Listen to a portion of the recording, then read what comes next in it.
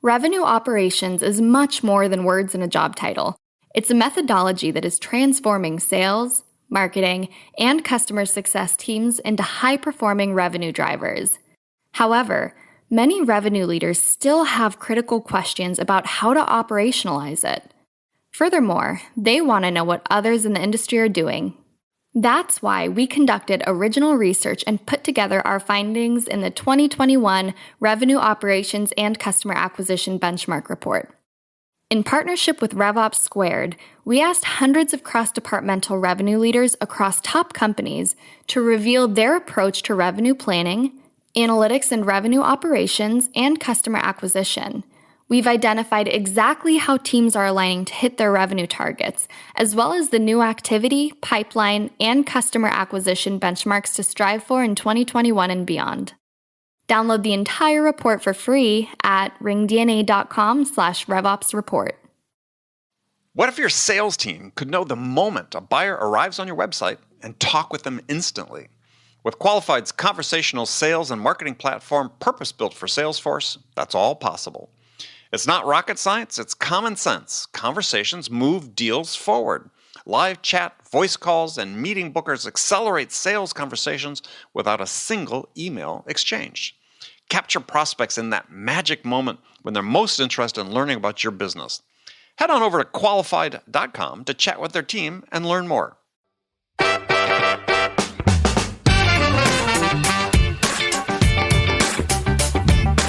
We off-center ourselves with a wave, and that play button is now somewhere between on our shoulder, and you can see our smile, you can see our eyes staring straight at you, and you get that Giphy image that's going on. So you displace yourself, and this is a great example of where sales leaders say, send that video, but they don't know how to inspect what it is that will get results. And that is one super simple tip that we have in teaching somebody. But guess what? That is a skill that you have to teach sellers. Hi, friends. Welcome to the Sales Enablement Podcast. I'm your host, Andy Paul. Well, that was Mario Martinez Jr., Mario's founder and CEO of Vengrezo. And in our conversation today, Mario and I talk about a range of topics. We start by discussing the following conundrum. Why, according to Vengrezo's own research, 68% of sellers today believe that the hardest part of selling is prospecting, and yet low win rates would tell us that actually selling or helping the buyer make their decision is actually the hard part of selling. So we're going to dig into that. We're going to also dig into the current state of social selling. And then we're going to spend some time diving into Mario's 4 tips for effective selling via social, including why you need to make sure that you don't think or you don't confuse social selling with social media marketing, and why you should not engage in online or offline sales prospecting until you fix your personal and professional brand. All of this and much, much more. But before we get to Mario, I want to remind you to subscribe to this podcast wherever you listen to it. And if you subscribe, we'd certainly appreciate if you could also do us the favor of giving us your feedback about how we're doing in the form of a review. So thank you. All right, let's jump into it. Mario, welcome to the show. Andy, I'm excited to be here with you. Thank you for having me, my friend. Yeah, I mean, surprisingly, we have never met. We have not. We are in the same circles, same social space, but we've never actually done anything in person. Yeah, so I'm glad we're able to do this. Hopefully the first of many. So Absolutely. you're based Northern California? Northern California, born and raised, never left, although I might be leaving soon. Oh, really? But yeah. We just my family spent a month in Hawaii. We were supposed to go to supposed to move to Kauai in November of 2020, but then of course COVID happened, so we canceled those plans, and then we moved off into Maui and spent a month there looking for a spot. And I think we're pretty settled on taking our leap of faith and moving over to Hawaii. Oh my God. Okay. We may talk about nothing else but that this entire episode. Just kidding. But so where in Maui? Because we go to Hawaii 2-3 times a year, typically, and it's always been sort of a fantasy of mine to move. Yeah. Though it's hard because half our kids live in New York, so probably not going to happen. But we'll still go off. And so where in Maui? So if we did go, it would be over on South Kihei Yep. area, Wailea. Yeah. That's one area, or Lahaina. So either one, they're total opposite sides of the island. We're not opposite, but Well, yeah, they sure are. East and west, pretty yeah. disparate. Yeah, Yeah. distant from each other. But essentially, it would be a great opportunity to be able to get out there. And my wife actually, she suffers from an autoimmune disorder, and the cold weather is really hard on her in California in the wintertime. And by the way, we don't even have cold Yeah, I was weather in gonna say that's comparison. the relative cold, yeah. So we definitely couldn't do any of the snowing states, that's for sure. And so, but even the cold climate in California is too cold, and Wow. sometimes in the winter months she ends up in a walker, and sometimes in a wheelchair, because the impact is so great on her. So she's a very young woman, and she unfortunately gets arthritic across the whole body, and sometimes can't even barely walk. So Hawaii, believe it or Makes not, a is lot a of sense. neutralization. It neutralizes the issue. So we've figured it out, and we know what works well. Wow. I mean, yeah, I love Maui. I love Kauai. I love Honolulu. Yeah, very interesting. We actually, in November, we had a house in November 2020. We had a house in Poipu, right across from Poipu Beach. Yes. It was a great spot, and but the pandemic, we didn't know what was going on and what to do and what was coming next, and whether it was going to flare up or not flare up. So we were forced to cancel that. But here we are. We are where we are, and we will make do with what we've got. Yeah. So we're excited about the potential And are possibility. you gonna build a house or just buy an existing place? No, so the goal would be to rent first to make sure that You're in the right area? we want to live in that particular Yep. area versus Lahaina versus Right. Kaanapali versus any other Right. area. And then once we know where we want to be at and what we love and what area, then find something out there. Likely we'll keep renting out our house here in the East Bay, which we live in the Lafayette Walnut Creek Mhm. area. So we'll head on over and Wow. keep this property here in case we ever want to come Sure. back. All right. So Kihei, then you're probably familiar with coconuts. Of course. Best fish tacos in the world. Yeah. Yeah. And then Monkey Pod, now up in Lahaina. And Wailea, Yeah. as And well. they have one in So, Wailea yeah, too? Okay. yeah, All yeah. right. So world's best pies. If you like chocolate cream pie or banana cream Oh, pie. oh, you can't beat the hula pie, man. Every night. That's why I came back with an extra 10 pounds. We had a hula pie good news is we shared one big, it's Hawaiian style size, Yeah, right? yeah, it's Hawaiian huge. style size is always big, right? Like they say in Texas, everything's big. So this thing is, about 6-7 inches tall, and it's about 4 inches wide. So the hula pie, Hula pie, excuse yeah. me, is amazing. We had one almost every single night. Yeah, I mean, if you go to Duke's up north of Lahaina, yeah, Yeah, yeah. their hula pie is irresistible. So yeah, we when we go, we try to limit ourselves to twice per visit when we do that.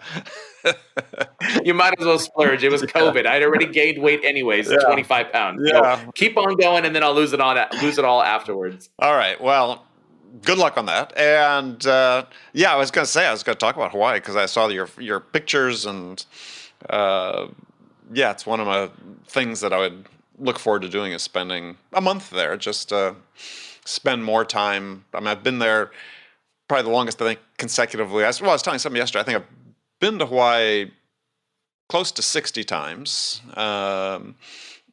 So we go often. We love it, but never for more than 2 weeks. But I found that when I went for 2 weeks, I definitely did not want to go back at home. Oh, absolutely. So, yeah. Yeah, once you're there, you get very sad over having to leave. But it's oftentimes doesn't feel like reality. However, I did make it a reality for me. I worked actually for 2 Sure. weeks.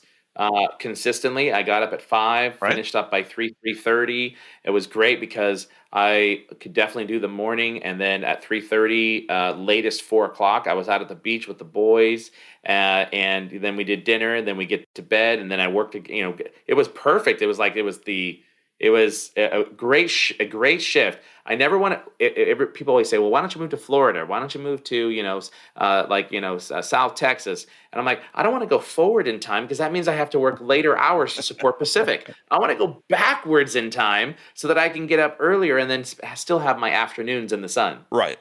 And yeah, hopefully I'm not going to offend anybody too much when I say this, but anybody who makes that comment, well, why not Florida, has clearly never been to Hawaii. That's the only thing you can say. Because if you had been to Hawaii, you would never make that comparison. It was South Texas for sure. Yeah, exactly. It's just not the same, folks. All right, well, you got that right. All right, so for people who aren't familiar with Vengresso, tell us what you guys do. We've had both Vivica, your co-founders, Vivica and Kurt Shaver, on the show. So thanks for asking. So for Vengresso, we are basically a virtual sales or digital sales training and technology company focused squarely on helping sellers and sales leaders to prospect better and sell more, working with clients such as Proofpoint, as an example, Juniper Networks, and even, Andy, the world's largest vanilla extract company. There we go. From industries all across the spectrum, as I mentioned, with the world's largest vanilla extract company, and we actually started 4 years ago by merging together about 7 different companies underneath one umbrella. And I don't recommend it. It's not for the faint of heart, and I would never do that again in that fashion. Right. But in fact, it's turned out to be a pretty awesome ride for all of us over the last 4 years. You know, we went from taking all this consolidation of IP and materials that we were all doing separately in our separate businesses, and brought it underneath one umbrella to bring something to the marketplace. And that created now where we've serviced over 1,000 companies that we've worked with for digital sales training programs, whether that be social, whether that be video, really helping the sellers to use an omnichannel approach to prospecting and helping them increase sales pipeline. Well, let's dig into the prospecting part, because reading somewhere in one of your blogs or something that you had done some research and saying that 68% of sellers told you that the hardest thing about selling today was prospecting. And so I have a couple questions about that. So do we think that's new? I mean, I think that if I went back and took that poll 30 years ago, I would have gotten the same answer. It's a really great question. And the answer is it's not new. It's the same problem that we've been dealing with for a very, very long time. So actually, we did that one of those polls back in June of 2020, and 58% of sellers said the hardest thing about sales was prospecting. So we gave them 4 different options, and one of them was closing the deal. One of them was, getting budget from the buyer, those types of things, and the other one was getting that first conversation. And fast forward to 9 months later, post-pandemic, or I guess during pandemic, April of 2021, and hopefully it went the tail end of the pandemic. What's that? Hopefully the tail end of the pandemic. Hopefully the tail end of the pandemic. I guess it depends on the country that you're in, right? Yeah. But hopefully for the U.S., the tail end. But sellers reported that it was 68.5%, so you'll see it's rounded up to 69%. So almost an 11-point jump. And that what I would say is it's never become more talked about now than it was in the past. And I think that's the difference, right? In the past, we were using different channels. We'd use email, we use phone, and we saw that these channels were effective in being able to use them. But what we figured out as a sales leadership team is, and again, if you look at Merrill Lynch as a great example, Merrill Lynch has 6 years worth of data that they collected that their brokers had been using the cold call to be able to try to connect with prospects. Well, in the pandemic, it came to a screeching halt. Why? Because everybody else is using the phone. Everybody else is using email. Email went up between February of 2020 and 2021 by 40.8 billion more emails. 40.8 billion more emails. And our meeting ratio went up by over 140% on a per person basis, and that's published by Microsoft. So if you think about that, these channels that used to be extremely effective or more effective than what they are now are extremely much less effective now. And I think that's one of the challenges is what you said. You pointed out something that said, hey, wouldn't sellers say that this was one of the hardest things 5 years ago? Yes. 10 years ago? Yes. That's always been the hard thing. But now it's even harder as a result of using channels that, frankly, are not getting the same level sets of responses. Yeah, I mean, interesting. Unfortunately, we didn't track data back 30 years ago about stuff like this because I'm curious about that. Because I mean, so here's one of the things is this sort of one of my, I don't know, pet peeves you might say or whatever, is that if you look at the sales literature that's out there online, and yeah, you and I both are contributors to that, either good or bad. But in general, I would say that roughly 2/3 to 3/4 of the content that's published about sales is about top of funnel activity. And I've done, this is purely me going through and looking at things, right, and just sort of estimating, but a disproportionate amount compared to where the action really happens, which is it's great to have a prospect, but if we can't convert the prospect to a customer, we don't have a business. And I was wondering why we seem to be so focused on that, because I mean, you could take one look at the business and say, okay, well, in the SaaS business, a lot of these companies operate on sort of a win rate. It's sort of like 20% roughly. And it's, the industry standard is not much different than that. Right. Now, to me, that would argue that the problem is not shortage of prospects. It's the inability to sell once we have a prospect. So I'm just curious because, this is your business. You're in this. Why do we seem so fixated, disproportionately fixated on top of funnel? Again, we have to do it, but I'm just wondering whether we're all buying into a narrative that maybe is the wrong narrative. So that's interesting you say that. So let me give you a different perspective. Yeah, and that please. is if you look at the top 25 sales training companies, if you look at the 200 sales training companies that are out there, 90% of them only focus on from a rep saying hello to the close. 90% of their training efforts. Mm-hmm. There are very few companies and sales training companies that are focusing on that, what we call pre-hello, right? All that prospecting efforts that happen here. And that's where Vingresso, frankly, fits in, and why so many of the training companies like Miller Hyman and Challenger and Sandler and Corporate Visions and Rain Group and all those other well-known sales training companies, why we actually partner with all of them, because we don't compete and they don't have anything in relation to prospecting. Now, albeit, I would argue and support your statement that I believe once you have a hello, the hardest thing about is getting those things to close. And if we can increase our close percentage rates from 20% to say 30%, we can increase our bottom line or our top line revenue, right? Without a doubt. So that is very important. And that's why so many training companies are focused in on that particular aspect. I think, however, one of the challenges that we are seeing while everybody's talking about top of funnel type of activities, most of that content that's out there is pretty much crap. Well, yeah. And here's what I didn't say that, but yes. I'll say it because it's some content writer that is in a marketing organization that is basically trying to write for SEO purposes, and it really brings no value-added content. For example, if you look at our definitive guide to prospecting and compare that to the other top 10 articles that appear on page 1, hands down, our article is relevant, provides context, gives a plan, tells customers what they should do and how they should do it based upon research and data, whereas all the other ones are just doing it from a Google SEO perspective, right? Mm-hmm. And so that is the difference where I think we've taken it from a pure prospecting standpoint. First off, there's content out there, but most of it, I think, is not that great. And more importantly, we bring it from a perspective of here's what we focus on and only what we focus on. And the challenge is this, Andy, it's not so much that this is a new problem. No, this has been an age-old problem that we've had for a long time.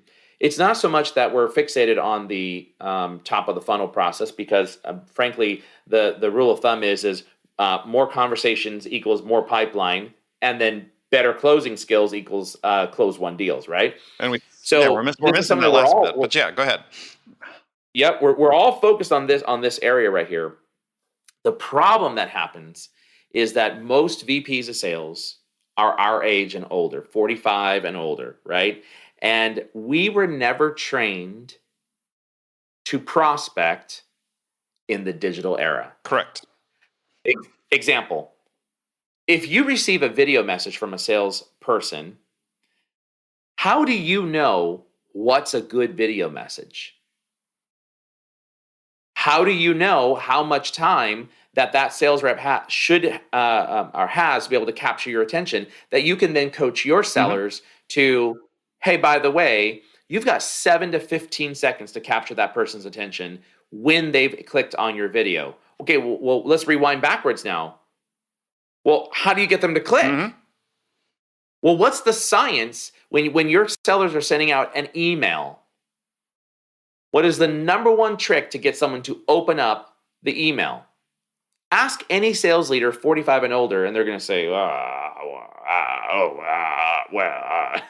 they don't know, because we didn't prospect that way. And so we are severely disadvantaged at the 45 and older, at that VP level and above, because we frankly have a perspective, but that perspective is not based upon data, and it's not based upon experience. And we hear this all the time. Hey, well, if you can't get them on the phone, right, and you've tried cold calling them and they're not responding to your email, go connect with them on LinkedIn. Go see if you can get them on LinkedIn. Send them a video. Great. Well, what should you do to be able to get that connection? What should that video include so that you actually bring value to that particular conversation? And that's one of the big problems that we're seeing. So give us some hints of solutions then. Well, let's go rewind back to the use of a video. Sure. I don't know if you've ever seen this, and let's use hopefully you've seen this and you've been, quote, prospected to by sellers. Oh, yeah. Constantly. All the time, yeah? All right. Have you ever received a video message from a seller? Yes. Okay. On that video message, did you ever see this? Now, for those of you listening, and you can't see what I'm about to do here to Andy, so I'll narrate what I'm about to do audibly so you can hear this. But did you ever see this big old giant play button in front of someone's face? Yeah. I'm sorry. You're holding your fist up, but yeah. I'm holding my fist up right in front of my face so that Andy can see me visually. And what can't you see when my fist, which is the play button on the actual thumbnail, right? What can't you see, Andy, when this play button is sitting right in front of my face? Your face, your expression, yes. You can't see smile. Right. You can't see eyes. So the first thing that we do when we see a video, first off, we all know that top 5 marketing tactics for marketers includes the use of video. So video is powerful. Video is amazing. 59% of executives report that they watch one business-related video at least per week. Also, we know that video can do something for a engagement, which is it's the visual piece. I now can see that individual, but what am I looking at? In milliseconds, what do humans do when they see someone? They make a judgment. Absolutely. They make a judgment. And that judgment is either I'm going to trust this individual or I'm not going to trust this individual inherently. Yeah. And now we don't know if we can fully trust, but we make that judgment of, is it safe to click or is it not safe to click? Yeah, I'd go that far. Right. Yeah, the science is called precognitive processing. And we all do it. 250. Exactly. And if we have that play button, I'm sorry, Andy, go ahead. What'd you say? Yeah, I mean, I wrote about that in my second book. You have 250 milliseconds is the amount of time that we take to form that perception. We're not even aware we're doing it. Exactly right. Precognitive. We just do it. Yes. Exactly right. And if that play button is sitting on top of your eyes and your smile and your mouth, you've lost that opportunity to be able to pull that particular buyer into the video. Another example, and this came from data from... A question on that one, though. So just get very practical on this, though, is for all the tools that are out there that people might use to create a video message, can they control the placement of the play button? No, except for one. actually BombBomb actually controls the placement and puts that play button at the bottom of the screen, Mm-hmm. whereas all the other ones have that play button sitting right here in the front of your face as the general rule of thumb. And so, no, you can't control it, but you can control the thumbnail. And that's Right. what we do in our training. When we're training on the skill of sending a video, whether you're using Loom, OneMob, Videolicious, Hippo Video, Vidyard, doesn't matter. Right. Any of those tools and technologies, it's no longer where this play button's here. Guess what we do, teach our sellers how to do? We off-center ourselves with a wave, Right. and that play button is now somewhere between on our shoulder, and you can see our smile, you can see our eyes staring straight at you, and you get that Giphy image that's going on. Right. So you displace yourself, and this is a great example of where sales leaders say, send that video, but they don't know how to inspect what it is that will get results. And that is one super simple tip that we have in teaching somebody. But guess what? That is a skill that you have to teach sellers. Kind of like, remember the old days, Andy, when we were cold calling? Yes, unfortunately, yes. When we were cold calling, we had a Y connector. We sat in someone's cube. We listened to their calls. We would listen to what was good, what was bad. And then they'd put us on the phone, and our sales manager would sit next to us, and they would listen to what we did well, what we didn't do well, and they would coach us along the way, right? Yep. So we're now cold prospecting using a different medium: video, social, text, direct mail. And we as leaders have not trained our sellers. We've not plugged in that Y connector to be able to coach them on what's good and what's bad, because we simply don't know. And that's why we exist, right? That's one example. Yeah, well, and then new technologies like ringDNA's Yoda AI, which is real-time sort of guidance for the seller in the midst of the call, which is the next step beyond that. Then is because you can set that up ahead of time to queue on certain keywords and so on. Absolutely, yeah. And so by the way, that Y connector is now a virtual Y connector, like the ringDNA solution, right? Or Whisper from some of the other players that are out there in the marketplace, right? There are all kinds of really other great solutions to virtualize this for the call, but we're focused on the call. What we need to realize is I have customers today. We just worked with a large Fortune 100 for a 2,000 person global sales deployment of our prospecting training, which just signed actually in the month of May. Well, congratulations. And thank you. And if I were to message the CSO on email, inevitably, I always receive a one-word answer back. But if I message him through text or through social, guess what? We're having a nice little conversation. Right. On the flip side, I have another buyer, which is Proofpoint, one of the largest cybersecurity companies in the world. And I have a buyer there that if I email, I will never get a response back. But if I text between 5:30 p.m. and 8:30 p.m. his time, guess what? I'm getting a response back, right?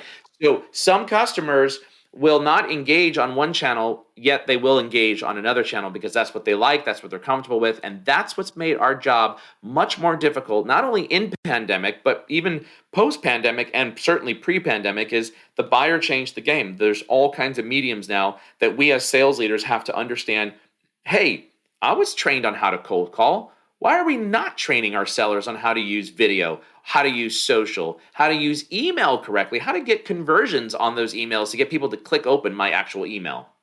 Yeah, but I would extend your point though and say that beyond lead gen activity that you're using these tools for, the same thing applies to any communication interaction you have with buyers. Is the range of channels that you can use and should use depends on the buyer and their preference, and you have to be alert and aware of what those are.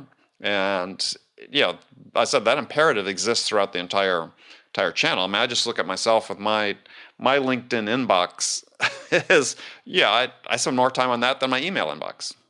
Yeah, for sure. I mean, and that's just the way that it's easier to communicate with people. I like messaging as opposed to the informality of messaging as opposed to when I have to write an email, I tend to get more formal about it. And I mean, you have to adapt to where your customers are, the way they want to communicate. Yeah, well, we call it long live the omni-channel Yes. approach to selling, right? And that is not going away. And that's why it's important That's right. is, we have, if you look at all the sales technology providers out there, I think there's a little over 1,100 sales tech providers, right? And rewind a couple of years ago, there were 700. Now we've got 1,100 providers that are out there. Um, and if you look at it, a big portion of them are focused on this prospecting element, right? Oh yeah. Um, but here's something to keep in mind: a fool with the tool Still full. is Yes. still a Yeah, fool. that's right. So that is what we have to we have to reshape the way we're thinking things. And sales leaders, we wake up every day thinking about several things. One, I need my sellers having more sales conversations. Two, we need to grow the sales pipeline. And three, we need to be able to close out what we've got in the pipeline. Right? We can't afford to be able to have these misses. Yeah, and the point I made earlier is I think we're not paying enough attention to the last bit, and win rates show that, I believe, and they don't need to. And one of the effects is that if low win rates is you end up burning through big chunks of your market with really bad interactions, and you can't revisit those oftentimes very quickly. So to me, it seems just a little bit out of whack in terms of the amount of effort and attention paid to it. But to your point, it is complex. It's more complex than it ever has been. And people aren't appropriately trained. And I think that's sort of true throughout the entire sales process, regardless, right? Yeah. Yeah, for sure. Yeah, that's the big thing that low win rates points out is that we're just not executing discovery, needs analysis, qualification, all the things that seem very fundamental. Something is this connection with the way we've been doing it, with the way buyers are buying, is fundamentally broken. And Absolutely. yeah, definitely needs to be a different perspective. I think it's more about perspective, I think, than anything else in terms of understanding what we're trying to accomplish with the buyers. Yeah. What would be really nice is if buyers, if they had some sort of flag out or some sort of a message board that said, "Here are my 3 priorities for the quarter. Only contact me if you can solve one of these 3 priorities, but don't contact me if you can't," right? Because we waste so much time as sellers trying to reach out to buyers who don't necessarily have a problem Right. that they are interested in solving at that point in time. And that's the hard part is, especially on the outbound prospecting. Inbound is a little differently because someone's proactively potentially raised their hand Sure. and said, "Hey, I have this problem." But Right. on the outbound, you're basically shooting in the dark and you have no idea whether or not, if I call up Andy Paul today, whether or not Andy has got this particular problem that I solve for my particular product or solution. And if they don't have that problem, or they're not paying attention to that particular problem at this point in time, or maybe they're not aware of that problem, then likely you're not going to be moving that deal forward anytime soon. Well, I think that's one of the fundamental disconnects, right? Is that as sellers, we pitch before we understand the buyer, right? It's fundamental sales motion. And Yeah. that's problematic and increasingly problematic for buyers, I believe. And I think that the one of the perspectives that needs to change is this. Well, let's take a step back. Is because I talk about this a lot. Is buyers generally resist salesy behavior, right? I like to say is the buyer will never ask you to be more salesy, right? Hey, Mario, I like your product. You guys just aren't salesy enough. Could you be more salesy? Right. They're never going to say that. But that's sort of the default way that we train sellers. I don't believe that being salesy is innate human behavior. I think it's learned behavior. And so don't we have the imperative as a profession and training and coaching and so on to say, yeah, there's a different way we need to teach our people how to behave and act that aligns with what buyers will accept. And if we don't think that that has an impact on what really is very low productivity, in my estimation, in sellers, and it comes measured by win rates and so on, it absolutely does. Yeah, for sure. Well, and that's why one of the reasons why I've called on IT leaders, I've called on HR leaders, I've called on marketing leaders, and sales leaders, and my favorite buyer to call on is a sales leader. because we're going to cut to the chase. You're always generally not going to be rude and cut somebody off, especially if they get you on the phone, right? We might ignore the email, but we know when someone's coming to us for a reason, and we're gonna be like, either I have that problem or I don't have that problem, and it's pretty easy to be able to weed out what you want to be talking to, what you don't want to be talking to. That's one of the reasons why I love talking to sales leaders. Yeah, well, I wonder whether you have the same impulse that I do, which I have to resist all the time, which is to coach people when they approach me. It's a malediction. It's my curse. I can't not take the cold call, and I can't not help myself. We're a training company. I can't not help myself telling them, if you had done this, it would have been, but you wouldn't have got the sale. Yeah, I mean, I receive, we have 150 episodes a year of this podcast. I receive roughly 1,000 pitches per year to be on the show. And yeah, just the things that people do, which I'm sure they're doing when they're pitching customers, right? That's the exact same thing. Yeah. Yeah, I could spend my entire day trying to help people with that. But to your point, I don't have that time. But do you ever accept? I don't know. As a total side note, I get them too because we have the Modern Selling podcast, right? And I get the pitches. Usually, it's from the PR companies or the podcast booking companies. That's what I love. There's even a name for it now. There is a name for it. Do you? I could think of maybe out of the last probably 300, I said yes to two. Total of 2. I can think of only 2 people I said yes to. And that was because, number 1, I knew both of those individuals. Right. And number 2, I had intended on having those CEOs from those sales technology companies on my podcast anyways. So that's the only reason why I accepted those 2 things. I'm just curious, did you ever accept them? I do. Because, part of my mission is that I think that we need new voices in sales. And, okay, fair enough. We don't have enough new voices in sales. And so, if I hear of somebody interesting, but to caveat that, if it's not an email or a pitch that was sent to me personally, right? If I can tell most of the time, right? We're not all 100% perfect on this. If it's, hey, this is a part of a cadence they're sending out to potential podcast hosts, those I reject right away. Right. But I'm looking for somebody that has something interesting to say, and we do a lot of episodes, so we're trying to change the conversation around sales. So I look at them. Most of them are rejected, obviously, because we had 6 for every one or 8 for every one that we do. But it has to be good. And I've had individual salespeople that have been on the show, that are going to be on the show, that sent me a note that was like, of course I'll have you on. That was a great pitch. I mean, it's like, sure, love it. If they do a great job, I'm going to probably have them on the show. Nice. Yeah, because they've shown a voice, and that's what we want.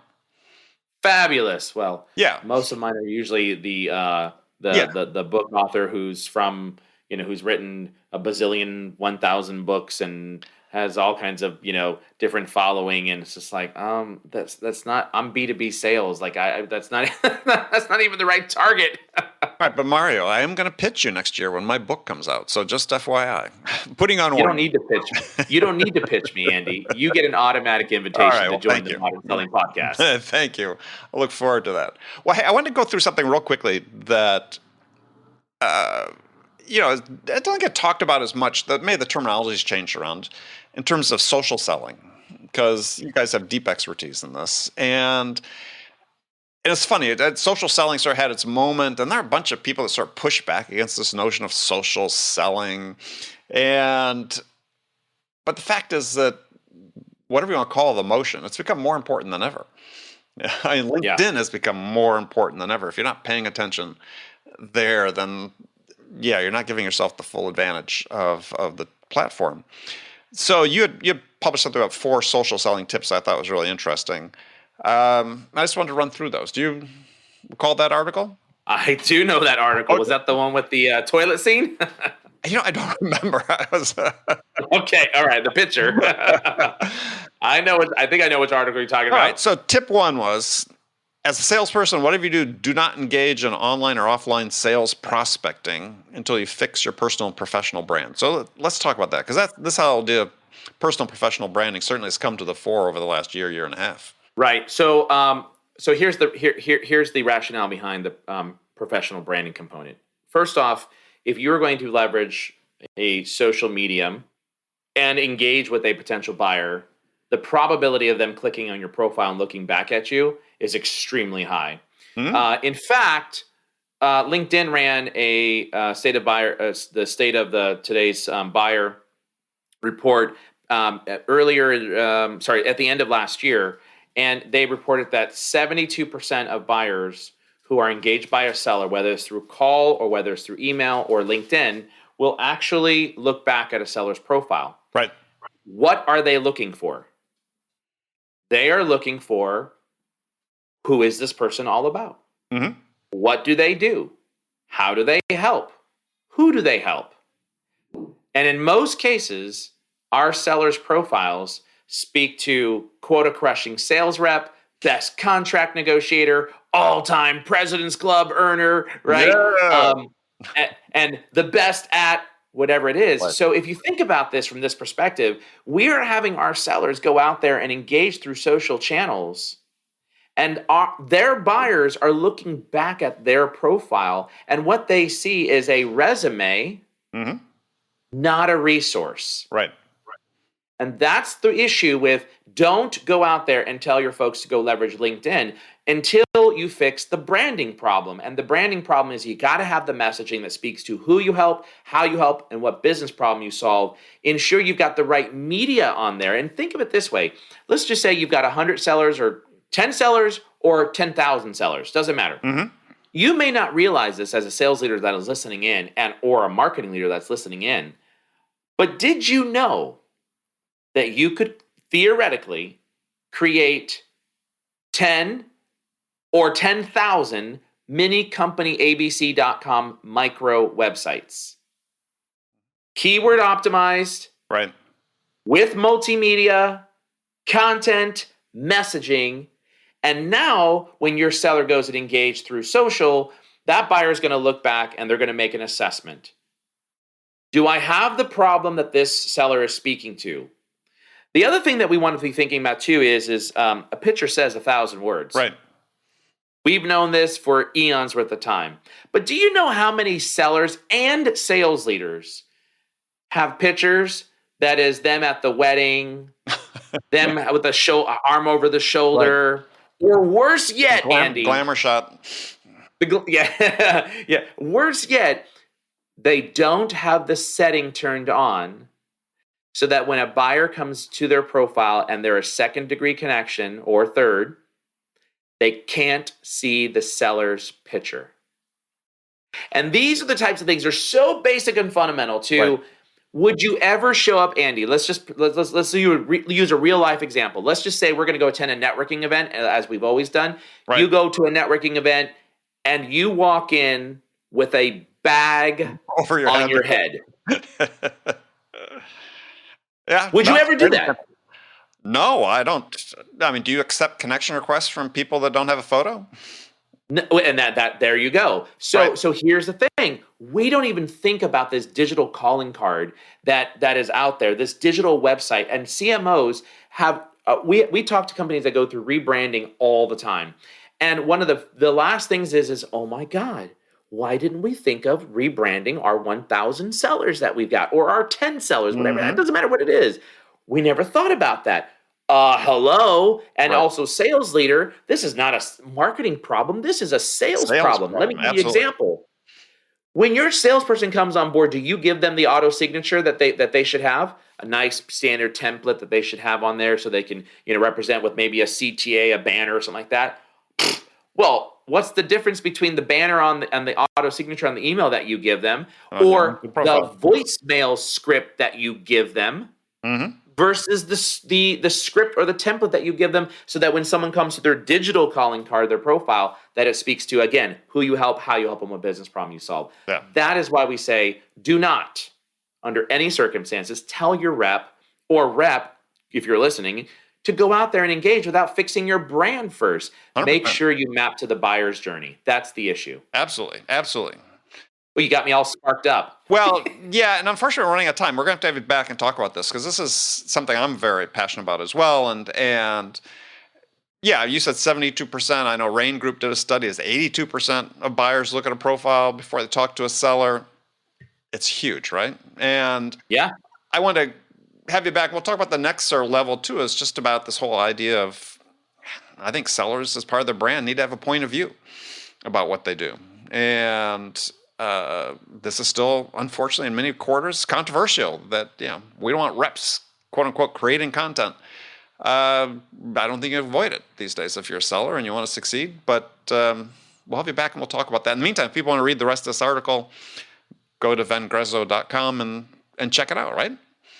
Absolutely. Yeah. 4 tips to social selling or the definitive guide to prospecting. So either one. And thank you for having me on the show too, Andy. Mario, my pleasure. And yeah, we'll definitely do it again because we're just getting started on this. What I actually prepared most of the questions to ask you about. So as oftentimes happens on this show, we'll have you back. It'll be a good reason to do it. So if people want to connect with you, LinkedIn, right? Reach out to me on LinkedIn. Make sure you say you heard me on Andy's podcast here. And so I know, please personalize connection requests so I know how we are connected. Excellent. All right. Mario, thank you so much. Andy, thank you, buddy. Okay, friends, that's it for this episode. First of all, I want to thank you for taking the time to listen. I'm so grateful for your support of this show. And I want to thank my guest, Mario Martinez Jr., for sharing his insights with us today. If you enjoyed this episode, please subscribe to this podcast, Sales Enablement with Andy Paul, on iTunes, Spotify, or wherever you listen to podcasts. You can do all that on your phone in less than a minute as soon as this episode is over. So thank you for your help. And as always, thank you so much for investing your time with me today. Until next time, I'm your host, Andy Paul. Good selling, everyone.